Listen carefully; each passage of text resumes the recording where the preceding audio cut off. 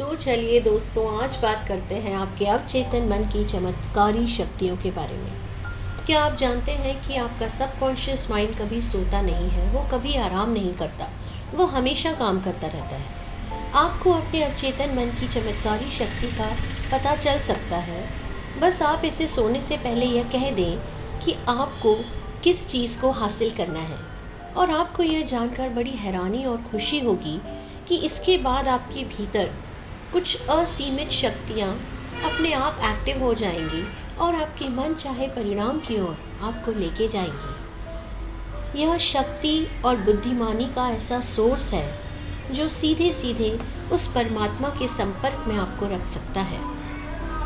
यह वो शक्ति है जो दुनिया को चलाती है, जो सूरज को चमकाती है। जब आप एक ब्रेड का टुकड़ा खा के सो जाते हैं तो उसे आपके हर टिश्यू, मसल्स, हड्डियों और खून तक पहुंचाने का काम यह असीमित शक्ति करती है।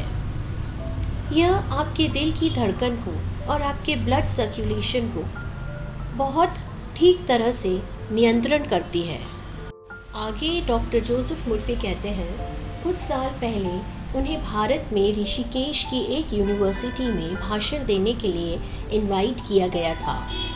उस दौरान उनकी मुलाकात डॉक्टर जेम्स एस्डेल से हुई, जो कि एक स्कॉटिश सर्जन थे, जिन्होंने 1840 से बंगाल में काम किया था। उस समय की बात है जब कोई भी केमिकल एनेस्थीसिया या कोई मॉडर्न टेक्निक्स का इस्तेमाल नहीं किया जाता था। इसके बावजूद भी 1843 और 1846 के बीच डॉक्टर एस्डेल ने सभी प्रकार के कुल मिलाकर 400 बड़े ऑपरेशन किए। इनमें आँख, कान और गले के ऑपरेशन के अलावा अंग को काटना, ट्यूमर हटाना और कैंसर की गांठ हटाने के ऑपरेशन भी शामिल थे। ये सभी ऑपरेशन में सिर्फ मानसिक एनेस्थीसिया दिया गया, मेंटल एनेस्थीसिया। मरीजों का कहना था कि उन्हें कोई दर्द नहीं हुआ और ऑपरेशन के दौरान उनमें से कोई भी मरा भी नहीं। ज़रा इस बारे में सोचें, 150 साल पहले इस सर्जन ने ये खोज लिया था कि अवचेतन मन की चमत्कारी शक्ति का इस्तेमाल कैसे किया जा सके। आगे मैं ये कहना चाहूँगी कि आपका अवचेतन मन आपके जीवन की पुस्तक है। जैसा पहले बताया जा चुका है कि आपका अवचेतन मन कभी भी बहस नहीं करता, यह तो सिर्फ उस पर अमल करता है जो आपने इस पर लिखा है। आप जो भी विचार, विश्वास, आपके अपने रूल्स, प्रिंसिपल्स, सजेशंस जो भी आप अपने सबकॉन्शियस माइंड को देते हैं, वह उसी तरह की परिस्थितियाँ, स्थितियाँ और उसी तरह के एक्सपीरियंसेस आपके सामने प्रकट कर देता है। एक अमेरिकन साइकोलॉजिस्ट डॉक्टर जेम्स ने कहा था कि आपके सबकॉन्शियस माइंड के पास दुनिया को हिलाने की शक्ति है। जैसा भीतर वैसा बाहर, जैसा ऊपर वैसा नीचे। दुनिया में इतनी अव्यवस्था और दुख इसलिए है क्योंकि हम में से ज़्यादातर लोग अपने चेतन और अवचेतन मन के आपसी संबंध को समझते नहीं हैं। दूसरे शब्दों में अगर कहा जाए तो आप अपने अवचेतन मन पर जो भी छाप छोड़ेंगे वो ही बाहर व्यक्त होगी। आप अपने बारे में क्या सोच या भावना रखते हैं, आपकी ज़िंदगी का हर हिस्सा उसी सोच को दर्शाता है। आपका शरीर, आपके इमोशंस, आपके आसपास के सराउंडिंग्स, आपके दोस्त, आपकी फैमिली, आपके रिलेटिव्स, आपकी सामाजिक प्रतिष्ठा, यह सब कुछ आपके अपने विचारों का रिफ्लेक्शन है। इस बात का सच्चा अर्थ यह है कि आप अपने अवचेतन मन पर भीतर जो भी लिखते हैं वही आपके जीवन में बाहर व्यक्त हो जाता है। दोस्तों, हम अपनी नकारात्मक सोच से खुद को कितना नुकसान पहुंचाते हैं। आपने कितनी बार गुस्सा होकर, डर कर, जल कर या बदले की भावना से खुद को नुकसान पहुंचाया है। ये जहर आपके अवचेतन मन में दाखिल हो जाते हैं। आप इन नकारात्मक नज़रियों के साथ पैदा नहीं हुए थे। अपने अवचेतन मन को जीवनदायी विचार, पॉजिटिव थिंकिंग देंगे तो इसके भीतर के सभी नेगेटिव विचार मिटने लगेंगे। यह काम लगातार करने पर सारा अतीत मिट जाएगा और अवचेतन मन उसे भुला देगा। आपके अंदर की यह शक्ति आपके स्किन डिजीज़ को ठीक कर सकती है। डॉक्टर मुर्फी कहते हैं कि 40 साल पहले उन्हें स्किन डिजीज़ हो गई थी। तब एक धर्म गुरु ने अपनी घड़ी की तरफ इशारा करते हुए कहा, उन्होंने बताया कि इस घड़ी को देख रहे हो, इसे किसने बनाया है? इस घड़ी के खराब होने से पहले इस घड़ी बनाने वाले के दिमाग में यह स्पष्ट था कि इसे कैसे बनाया जा रहा है। अगर किसी कारण से यह घड़ी सही काम नहीं कर रही है तो इसे बनाने वाले को यह पता होगा कि इसे कैसे सुधारा जा सकता है। तब वह समझ गए कि इस तुलना में वह उन्हें क्या समझाना चाह रहे हैं। मेरे शरीर की रचना करने वाली अवचेतन बुद्धि घड़ी बनाने वाले की तरह है। वह ठीक ठीक जानती है कि मेरे शरीर की सभी क्रियाओं और प्रतिक्रियाओं का उपचार कैसे किया जाए। दोस्तों, आपकी चिंता, तनाव, डर और निराशा, यह सब आपके सामान्य कार्य, आपके हार्ट, लंग्स, आपके स्टमक, इंटेस्टाइन्स, इन सब के नॉर्मल फंक्शनिंग में बाधाएं डाल देती हैं।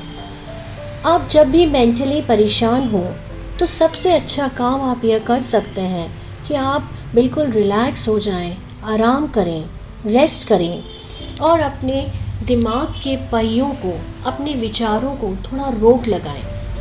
आप अपने सबकॉन्शियस माइंड से बात करें।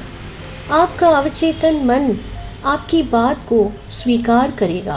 आप उसे अधिकार और विश्वास के साथ बोलें, वह आपके आदेश का पालन ज़रूर करेगा।